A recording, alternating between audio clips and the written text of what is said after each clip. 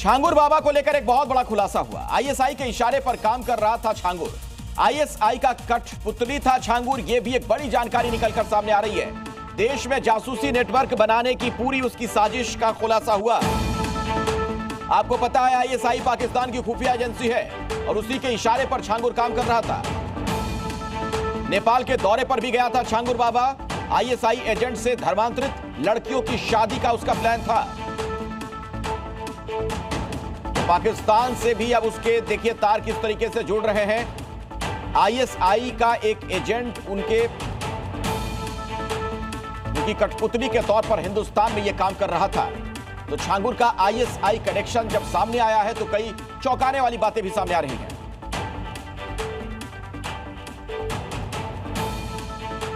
और आइए अब आपको ग्राफिक्स के जरिए छांगुर बाबा की आईएसआई नेटवर्क और उसके काम करने की जहरीली साजिश की पूरी क्रोनोलॉजी समझा देते हैं। सिलसिलेवार तरीके से इसे देखिए, समझिए। सूत्रों के हवाले से ये बड़ी जानकारी हमें मिली है। हिंदू लड़कियों का धर्मांतरण करवाता था, नेपाल में आईएसआई एजेंट से निकाह, उसके बाद आईएसआई का जासूसी नेटवर्क उसका बनाना काम था। भारत में जासूसी नेटवर्क वो बना रहा था। इसके लिए कोडवर्ड बनाया गया था और इसका नेटवर्क पूरे भारत में था, पूरे हिंदुस्तान भर में ये नेटवर्क किस तरीके से ये ऑपरेट कर रहा था। इसकी पूरी जो क्रोनोलॉजी है उससे आप समझिए कि छांगुर बाबा कितना खतरनाक बन चुका था। कौना के रहमानपुरा स्थित जामिया नूरिया फातिमा लिलबलात नाम से एक मदरसा है जिसको सैयद सिराजुद्दीन द्वारा संचालित किया जाता है। उसमें एक प्रथम दृष्टया जांच की गई है। तो वहाँ से जो उनके अभिलेख हैं इत्यादि ले लिए हैं, जो बैंक खाते हैं उनके विवरण उनसे ले लिया गया है। इसके साथ ही जो छात्र छात्राएं पूर्व में वहाँ पे अध्ययनरत थे उनका विवरण भी उनसे ले लिया गया है। और इस दृष्टिकोण से भी जांच की जा रही है, सूचनाएं इकट्ठी की जा रही हैं कि इनका कहीं किसी असामाजिक गतिविधि में ये संलिप्त तो नहीं है। कितना शातिर था छांगुर, इसका अंदाजा लगाइए जिस तरीके से अब नई नई जानकारियां निकलकर सामने आ रही हैं। मेरे साथ विशाल रघुवंशी हमारे सहयोगी जुड़ गए। इसी खबर पर कुछ और अपडेट आप तक को पहुंचाएंगे। विशाल, जो पता चल रहा है आईएसआई की कठपुतली के तौर पर यह काम कर रहा था, ये तो बहुत ही हैरान करने वाले सारे खुलासे हो रहे हैं धीरे धीरे।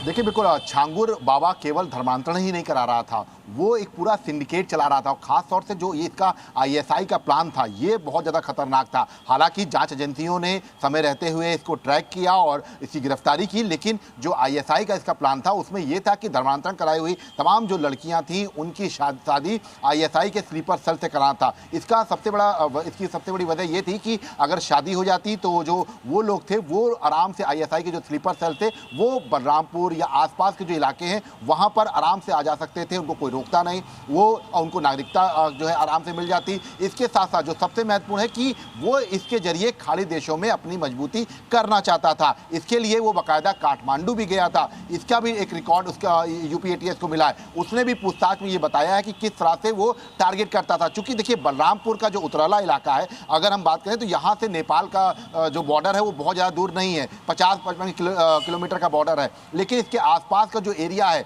यहाँ पर जो आतंकी गतिविधियों को जो तेजी से बढ़ाया जा सकता था, क्योंकि उसके अनुसार यहाँ पर जैसे अगर हम बात करें तो ज़्यादातर इलाका जो है तराई इलाका है, तो वहाँ पर इस तरह की एक्टिविटी चलती है तो बहुत ज़्यादा सुरक्षा एजेंसियों के नज़र में नहीं आ सकती है। इसके साथ साथ धर्मांतरण का खेल इसका चल रहा था। इसके जो तमाम जो टीम मेंबर्स थे वो अलग अलग जगहों पर फंडिंग कर रहे थे। तो एक तो इसका मोटिव था कि ज़्यादा से ज़्यादा फंडिंग हो जाए, क्योंकि आईएसआई के संपर्क में आ जाएगा तो इसकी फंडिंग अच्छी हो जाएगी। दूसरा इसका ये टारगेट था कि इससे जरिए खाड़ी देशों में उसकी मजबूती हो जाएगी, क्योंकि अभी तक अगर हम बात करें तो उसके जो तमाम जो सहयोगी थे, चाहे वो हम नवीन की बात करें या नीतू नसरीन की बात करें, तो इनके लिंक्स जरूर थे, लेकिन दुबई तक ही इसके लिंक्स बताए जा रहे थे। इसके अलावा अलग अलग देशों में उसके लिंक बन सके, खासतौर से आईएसआई के लिए वो मजबूती से काम कर सके, फंडिंग अच्छी हो सके, आईएसआई के मेंबर से सीधे उसका जो है बातचीत हो सके। तो केवल धर्मांतरण या जमीन कब्जा इस तरह की चीजें नहीं, आगे बढ़कर और पैसा कमाने की जो चाहत थी